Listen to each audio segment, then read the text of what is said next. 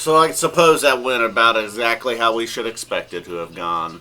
Browns 17, Bengals 31. I was maybe thinking, maybe somehow I can get something out of this weekend after Ohio State lost last night, but no.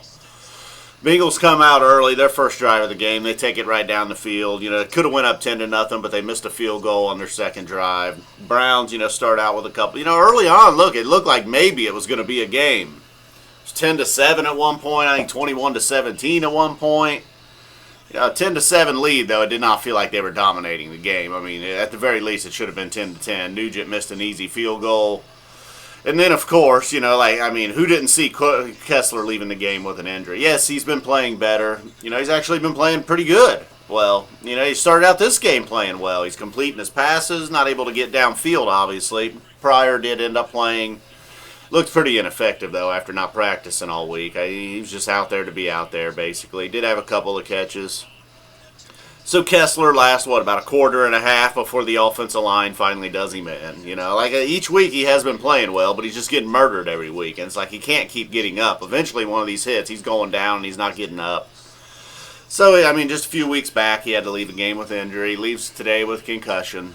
Leaving Kevin Hogan, who's now the backup quarterback. Hey, a guy was running around like a rookie out there. He doesn't know any better yet. He hasn't taken the hits. Or maybe he does know better. Maybe he's like, whoo, I've been watching this offensive line from a distance.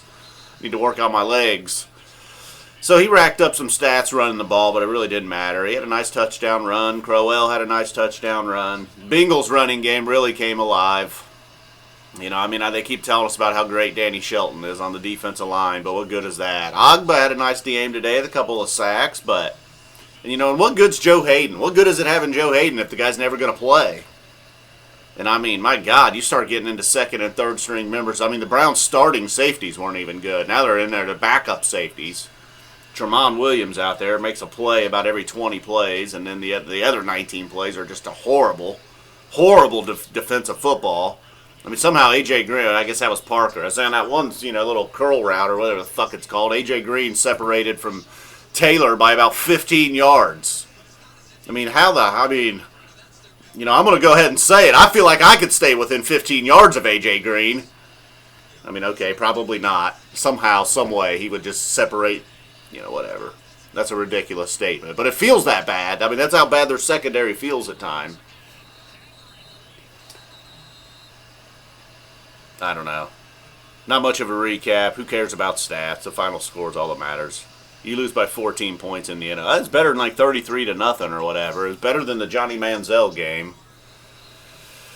Several of the Bengals players coming and giving Hugh Jackson a big hug afterwards. They're like, yeah, we feel sorry for you, man. Hugh Jackson, he kind of looked like, yeah, man, I probably should have never taken this job. Probably should have just stayed in Cincinnati as an offensive coordinator. It was a much better gig, somehow. I see Burfict is still going to be Burfict. At one point today, he was yelling at a teammate because it looked like Burfict was possibly going to intercept a ball, and then his teammate also went in there and went for the ball. And instead of, congratulating him on a nice play, getting the Browns off the field, he started yelling at the guy on the ground. Be like, hey, you took away my stats.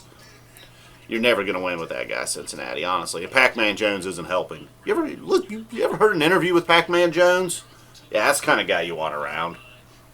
All right. Congratulations, big win. 0-7. The march continues. I'm all in now. 0-16 or nothing. They win one game, I'll fucking boycott the rest of the season after that. They beat the Jets next week, and then that's it. Go 1-15. Although the Jets caught fire today. They beat the Ravens. Apparently the Ravens are trash. We know the Dolphins are trash. So this whole the Browns are playing tough and staying in games. No, those were garbage teams that they lost to. Any team that has any talent at all smokes them by 2 scores. But, you keep talking about, where's the front office? Has the front office been within 1,000 yards of a camera anytime in the last few weeks? Or are they somewhere shitting their pants going, oh boy, man, this is not the New York Mets. No, it's not the New York Mets. Oh, we're gonna go with the youth movement. Yeah, you're young in the NFL for about 45 minutes. Good strategy, guys. Youth movement. Some of those rookies that were rookies at the beginning of the year, like Kessler. Kessler's like a 50-year-old man already. Youth movement. The guy's going to be fucking dead if at this pace. Oh, we got our quarterback of the future. Yeah, well, your offensive line is shit. Your quarterback of the future is not going to be able to walk when he's 25. Thanks for watching, guys. God, I had to get that last part out there.